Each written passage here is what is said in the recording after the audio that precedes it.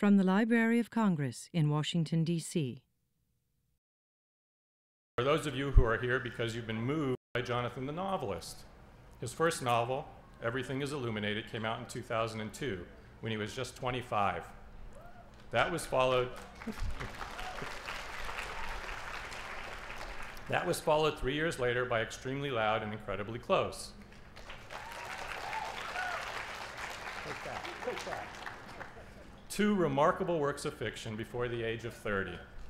Maria Rana summed up his achievement in the Washington Post this way: "Rarely does a writer as young as Jonathan Foer display such virtuosity and wisdom. His prose is clever, challenging, willfully constructed to make you read it again and again.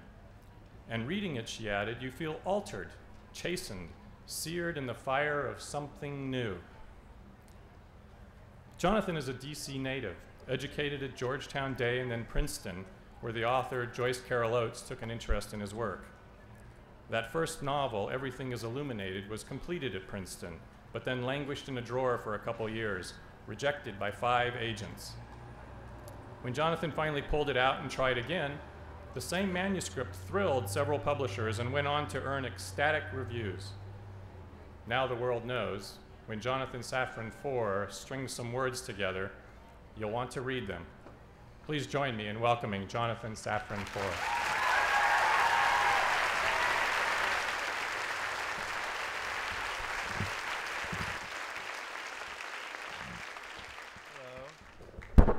Hello. Whoa. So our time together is very, very brief. We only have about 25 minutes or so. So I want to make good use of it because I'm very excited to be here.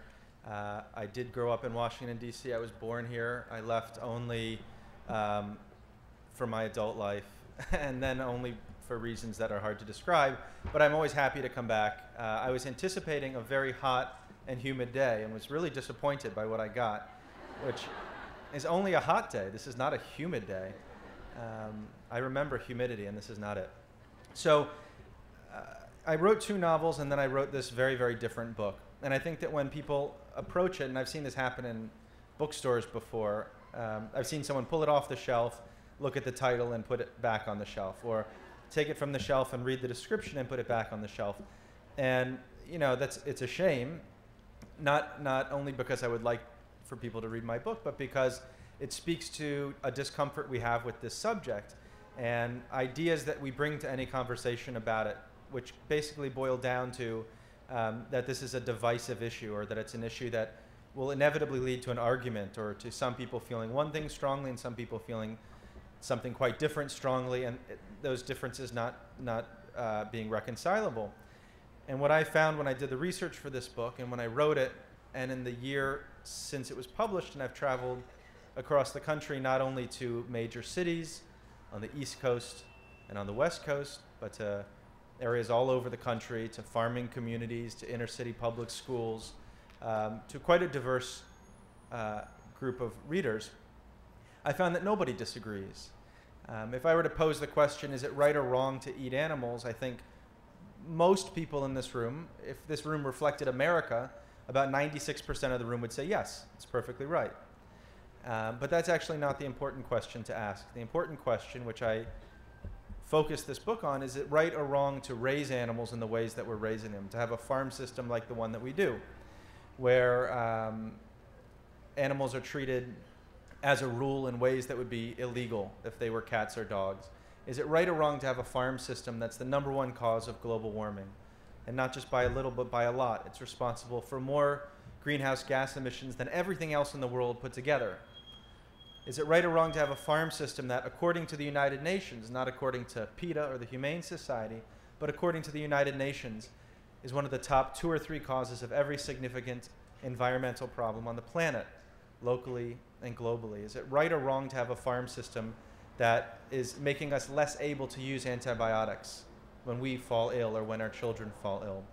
And the list goes on. And I've found that when I ask that question, the relevant question, people are in agreement. It's very hard to find an American who is indifferent to the treatment of animals. 96% of Americans think that there should be laws protecting animals from cruelty. If you can think of anything else that 96% of Americans agree on, I would love to hear it. And whether or not you believe in global warming, whether or not you think our environment is in any peril, you certainly believe that the quality of the air that we breathe matters and the quality of the water that we drink matters. And so we're in this odd position where we have a subject which is clearly and definitively our most important relationship to the environment and our most important relationship to the animal world. And yet we haven't found a good way to talk about it that reflects these very American values, these very human concerns. And so I tried with this book not to simply present an argument, not to present journalism, not to present philosophy, but to present a story that would hopefully engage people who care, which is to say everybody, in a way that allows them to care, that doesn't make them fear hypocrisy or fear a wagging finger, but instead says, hey, there's this enormous territory in front of us, an enormous number of choices, and we can make choices that better reflect our values. The choice is not between vegetarianism and being a carnivore. The choice might be between eating meat 21 meals a week and eating it 20 meals a week. If all Americans reduced their meat consumption by 1 meal a week, it would be environmentally the equivalent of taking 5 million cars off the road. It's a very powerful statistic. And when someone says to me, you know, I'm compelled by this story that you're telling, but I can't myself become a vegetarian, I just love meat too much, or it's too important to my family or my culture or my religion, I understand and respect that person perfectly well. It took me 20 years to become a vegetarian. But when someone says I can't remove 1 serving of meat a week, that starts to sound pathological, just weird. So I think that's the place to start, and that's the place that my book starts, the idea that we need to eat less of this stuff because it's killing our planet. It's doing horrific things to animals, and it's also injuring our own bodies in ways that we know about and in many ways that we don't yet know about. We've really made science experiments out of ourselves and our kids.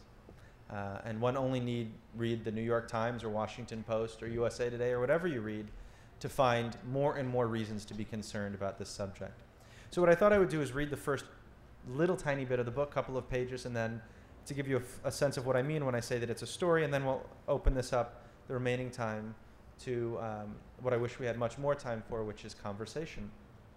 When I was young, I would often spend the weekend at my grandmother's house.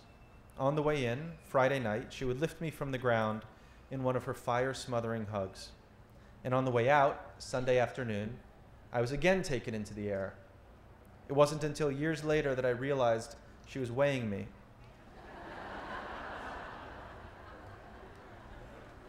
My grandmother survived the war barefoot, scavenging other people's inedibles, rotting potatoes, discarded scraps of meat, skins and the bits that clung to bones and pits. And so she never cared if I colored outside the lines, as long as I cut coupons along the dashes. And hotel buffets, while the rest of us erected golden calves of breakfast, she would make sandwich upon sandwich to swaddle in napkins and stash in her bag for lunch. It was my grandmother who taught me that 1 tea bag makes as many cups of tea as you're serving. You just have to be very, very patient and not mind iced tea. And that every part of the apple is edible. Money was not the point. Many of those coupons I clipped were for foods that she would never buy. And health wasn't the point. She would beg me to drink Coke. My grandmother never set a place for herself at family dinners, even when there was nothing more to be done. No soup bowls to be topped off, no pots to be stirred, or ovens checked. She stayed in the kitchen like a vigilant guard or prisoner in a tower. As far as I could tell, the sustenance that she got from the food she made didn't require her to eat it. In the forests of Europe, she ate to stay alive until the next opportunity to eat to stay alive. In America, 50 years later, we ate what pleased us. Our cupboards were filled with food bought on whims, overpriced, foodie food, food that we didn't need. And when the expiration date passed, we threw it away without smelling it. Eating was carefree. My grandmother made that life possible for us, but she was herself unable to shake the desperation. Food for her was not food. It was terror, dignity, gratitude, vengeance, joyfulness, humiliation, religion, history, and, of course, love. As if the fruits she always offered us were picked from the destroyed branches of our family tree. About half an hour after my son was born, I went into the waiting room to tell the gathered family the good news. You said he, so it's a boy. What's his name? Who does he look like? Tell us everything. I answered their questions as quickly as I could, then went to a corner and turned on my cell phone. "Grandma," I said, "we have a baby." Her only phone is in the kitchen. She picked up after the first ring, which meant she'd been sitting at the table waiting for the call. It was just after midnight. Had she been clipping coupons or preparing her chicken and carrots to freeze for someone else to eat at some future meal? I'd never once seen or heard her cry, but tears pushed through her voice as she asked, "How much does it weigh?" A few days after we came home from the hospital, I sent a letter to a friend, including a photo of my son and some first impressions of fatherhood.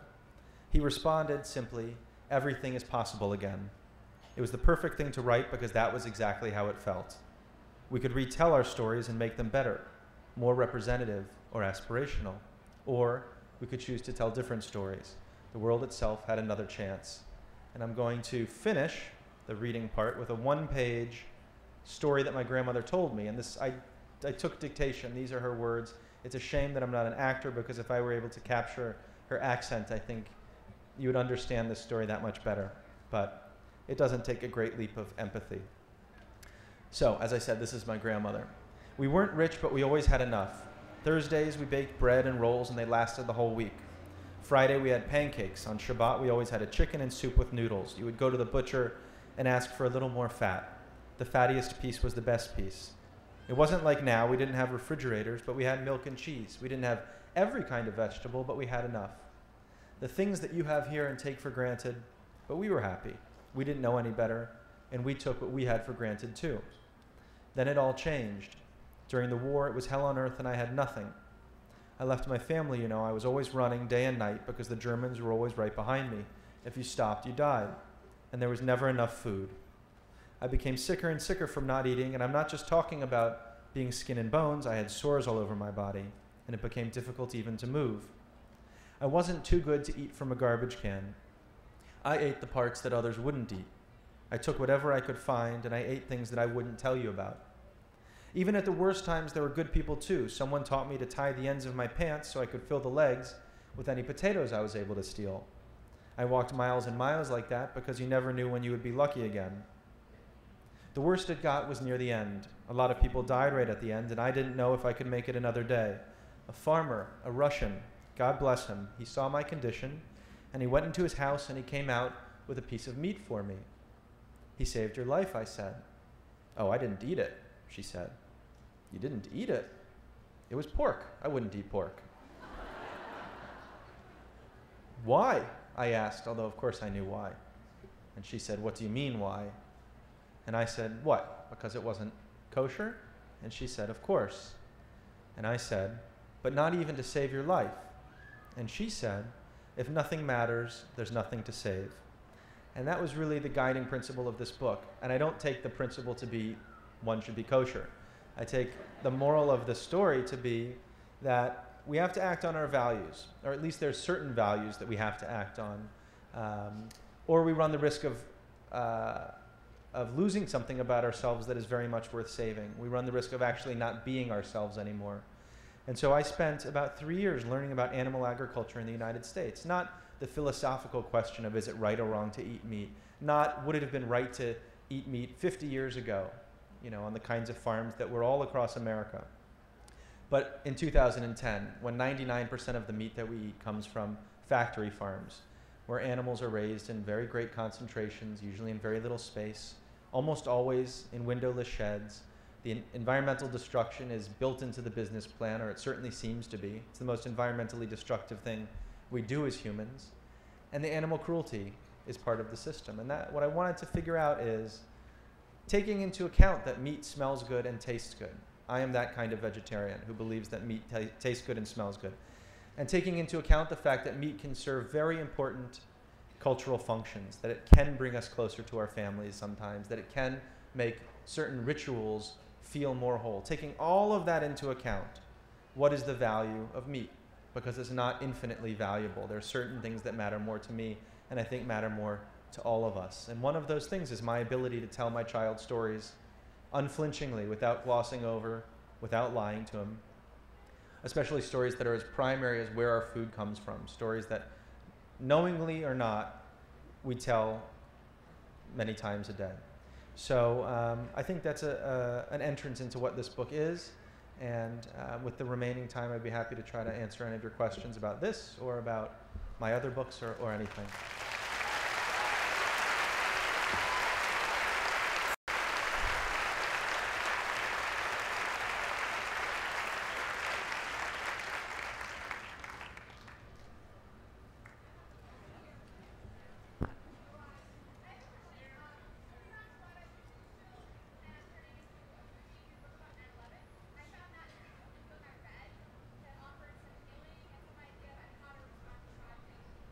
So she was asking about my second book, Extremely Loud and Incredibly Close, and if it was going to be turned into a movie. And then she said some nice things about the book, which I can't repeat because it'll sound like I'm saying them about my own book. Somebody's working on it, and theoretically it will be made into a movie, but a lot of things will theoretically happen and never seem to happen.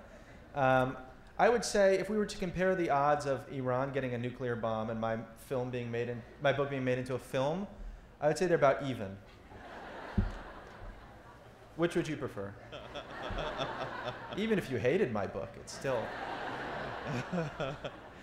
Well, it's interesting that you bring that book up because it's obviously a very difficult subject to write about, especially for people who lived in New York, experienced that, and to write about it from the perspective of a child, as a child, is a brave choice. Put it that way.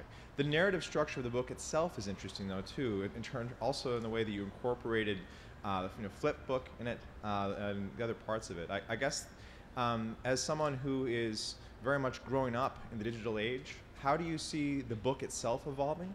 As you move back to fiction, do you expect to use more images to create websites or videos to write something that you know will be read in more than just the printed page? Well, you said that it was an unusual or risky choice to begin with to have a child as the narrator of that book. The book has September 11th as a backdrop, and the young boy lost his father on that day. And Ron Charles, who I think is probably not in the audience right now, but who's a really wonderful book reviewer for the Washington Post, wrote in his review of my book that day, and by extension the book, made children of all of us. I happen to remember that line, and I remember very, very few lines of reviews. And I think that he was right, that there was a way in which it reawakened a kind of vulnerability in us, also a sense of wonder or astonishment, a sense of being small in the face of things that are very big, and of course a child's anxiety. It's interesting because the topic of eating animals does the exact reverse. It makes adults of all of us in the sense that we are very willing to accept things that we know in our hearts just aren't right, in ways that kids don't do. If anyone's had the experience of trying to explain to a kid where meat comes from, it often involves a kind of a pleasant version of an unpleasant story. And even then, I think they're good at sniffing out what's wrong with the story that's being told to them. Now, as for the form of the book, I don't think that books need images at all. My favorite books don't have images. That book is filled with images, and it has a very maximal style, in part because I wanted the form to reflect the content. Oscar the hero has this very flamboyant, maximal imagination. He refers to his imagination as being like beavers. He says, beavers chop down trees not only to build dams, but because if they weren't constantly filing their teeth down on trees, their teeth would grow into their own skulls and they would die. And he said, my imagination is like that. Like it has to be active, otherwise I'd be left to contemplate, this tragic reality of my life. And I wanted the book to have that same kind of manic quality or hysterical quality. And that was why I did it. The fiction I'm working on now doesn't include any kind of images. As we move forward and books are going to be read on screens, which seems inevitable, for better or for worse, it will be hard for literature to resist the temptation to become more visual.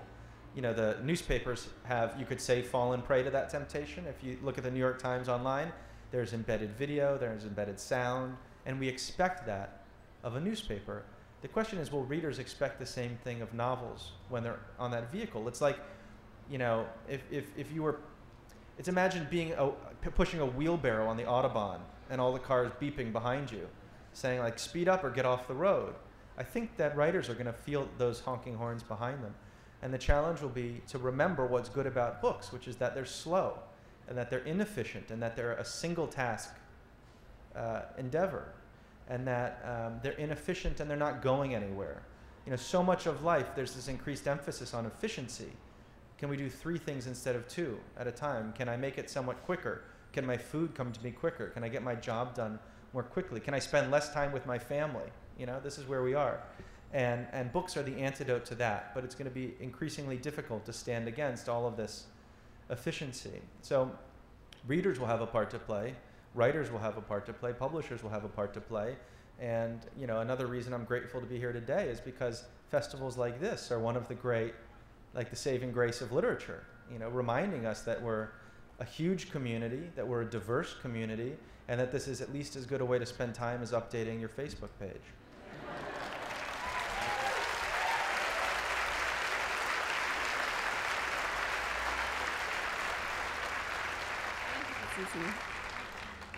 Can I? Ah, Hi. I'm like You're blind. a stroke victim or something. I'm a middle school teacher, and in April, I did Eating Animals as a discussion group with 8th graders, and it was fantastic. They got the book, they loved the book. My discussion group could have gone on all afternoon, but in the 30 days between when I announced the title and the actual discussion, I was paranoid that some parent was going to call and say, "You've read the book, right? You know that there's stuff in here that's not appropriate for a 13-year-old." And I wasn't sure if I could argue that. There definitely are maybe words or, you know. And I'm wondering if you're considering going the Poland route or Schlosser route and making a young reader's version of this book. I haven't given it a lot of thought. I'm glad that your 8th graders were so invigorated by it, and I'm actually not surprised because high school students and college students engage with this subject very differently than older people do. 18% of American college students describe themselves as vegetarian. There are more vegetarians on American college campuses than there are Catholics. And I'm not talking about in Berkeley or in New York City, in the entire United States. This is something that everybody cares about. You know, free-range and cage-free eggs are the fastest growing sector of the food industry in America, not in Washington, D.C., in all of America. And it's a food that doesn't taste better and isn't better for you, but people are buying in droves because of these values that we all share. I mean, I was in a wonderful position writing this book because I never felt like I had to persuade anyone of anything. I never felt like I had to change anyone's mind or values, only present information that is, I mean, people sometimes cast this as a moral argument. If what we mean by morality is that we shouldn't put pregnant animals in cages so small they can't turn around, then we've really lowered the bar for morality. So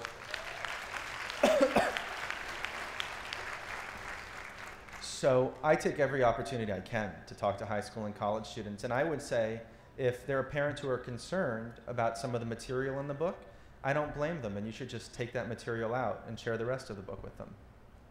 There are parts that are very difficult to read, either not because of my imagination, but because of the imagination of the factory farm industry. It's why I wrote this book as nonfiction rather than a novel, because I wanted everyone to know whose imagination was at play.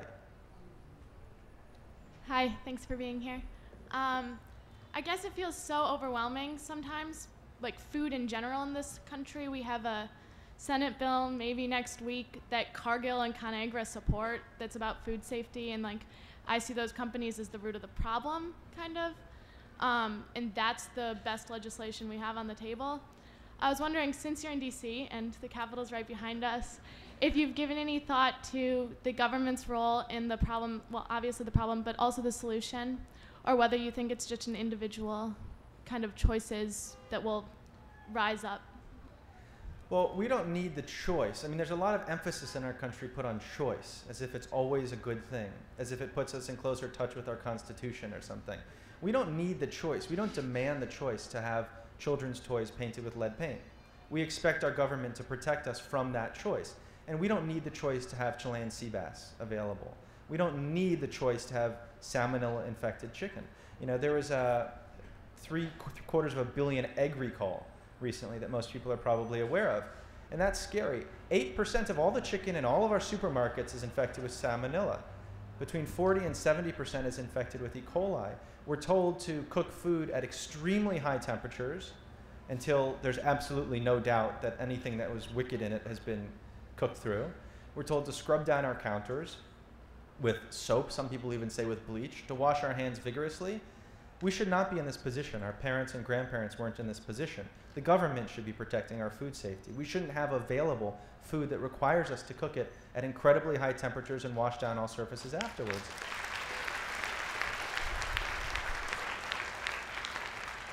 So unfortunately, the USDA wears two hats. One is to endorse American farming and support American industry, and the other is to protect consumers. In a country in which 99% of our food comes from factory farms, where health risks are built into the business model, environmental destruction is built into the business model, they're incompatible positions. So we need something else. We need someone who's protecting us. And maybe it was nice to think that when the new government came into office, new things would happen, but nothing new has happened. Hi, Jonathan. I'm a fellow vegan, so thank you for all you're doing for animals. I appreciate it. And I was wondering how much backlash you've gotten from the meat industry from this book. Well, in a way, this is the most interesting fact about the publication of the book. She asked how much backlash there has been from the meat industry. Not only has there been no backlash, there's been no response at all. So my book has 80 pages of endnotes. Each page has, I don't know, 20 endnotes. So we're talking about a lot of facts in the book. Not a single fact has been called into question. And it's not the case that the book just disappeared. You know, it was like a bestseller. I got to talk about it on TV. It's not that they just were willing for it to be ignored and it was ignored. It did enter the consciousness, if only in a limited way for some amount of time. But, you know, if I wrote a book about you and I said, what's your name? Heather. Heather. If I said Heather is a bad person, we should all spend less time with Heather. Heather is destructive in these ways, she's cruel in these ways, we should withdraw our friendship and support of Heather. You would say, hey, wait a minute, that's not right. You know, you're not telling the whole story. Some of what you said is simply untrue. Some of what you said could be looked at in another way. Let me make the argument for Heather. No one has stood up and made the argument for factory farming. I'm not talking about eating meat, I'm talking about factory farming. Right. Every reading I go to, I say, if somebody wants to stand up and make the defense of factory farming, I would love to hear it now, because I looked for 3.5 years and I couldn't find it, even among factory farmers, and I did speak to a number of them. I'm not talking about a defense that it tastes good or that it can sometimes seem cheap, but a really cogent defense that would stand the test of a reasonable conversation. And I haven't found it. And it's actually disappointed me that there has been no backlash, because I would love to engage them in this conversation. The reason there's been no backlash is the most telling fact of all in a book that's filled with facts, which is the meat industry knows that if the conversation is expanded, if people think about this, they're going to be discouraged from eating it. It is not the case that knowledge leads you to want to eat more of it. You know, anyone who follows the newspaper, right, knows that there has not been an article in New York Times or Washington Post in the last 3 years that says this industry is less environmentally destructive than we thought. There's not been an article that says it is treating animals less badly than we've thought, and there's not been an article that says this food is safer than we thought. All news, all information, all conversation, and all thought points in the same direction, which is this is more destructive, unhealthy, and cruel than we had thought. And so if I were them, I would be taking exactly the same tact, which is, let's just hope people are so ignorant, are so willing to forget what they know, that they'll put aside the values that they have in the interest of what? Not in the interest of the Thanksgiving turkey. That's not what we're talking about, or the Christmas ham. We're talking about a McDonald's hamburger, chicken McNuggets. That's what's at stake. That's what is responsible for this industry that we have. And that's what we have to withdraw our support from. So I think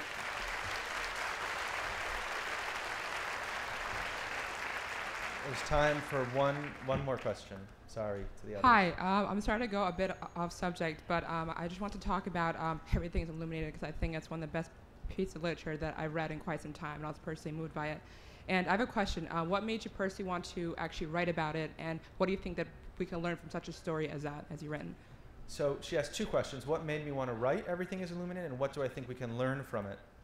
I don't think we can learn anything from it. I don't think novels are written to be learned from in that way. I think the kind of education that happens in a novel is very unpredictable and very subtle, and has to do not with what kind of politics we should have, but who we might be more similar to than we'd thought. You know, my first experience as a published author was I did a radio show, and it was a call-in show, and the first caller, in fact, said, "I want to thank you for writing this book because you told my family story." And I'd never seen it or heard it in that way. And so in my mind, I'm imagining the caller on the other end. And I thought, oh, it's a 20-something Jewish guy, glasses, brown hair. I imagine the whole thing.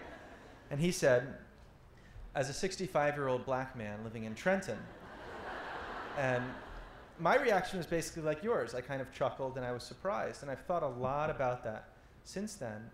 And shame on me for being surprised, and shame on us for laughing, because it suggests that the things we feel most deeply, or our family stories, are somehow told through the circumstances of our lives. Like the fact that I was 25 and he was 65 should matter in terms of what we felt most deeply, or what our family stories boil down to, or that he was a black person and I was a white person, or that I was Jewish and he was not. You know, literature is the antidote to that idea, the idea that we are closer to people, or we will better understand people who live lives that are like ours. And there aren't very many antidotes in the world left to that, which is it makes it such a shame that the arts aren't a bigger part of how we relate to the people that we most desperately need to relate to. You know, if you think about our military presence in the Middle East, or our militaristic presence, we have, how many people in this room have read a work in Arabic in translation in the last year or 5 years? I mean, very few. And if that is the way that we communicate our humanity best, and I do believe it is, then we're in deep trouble if that kind of conversation isn't taking place. So.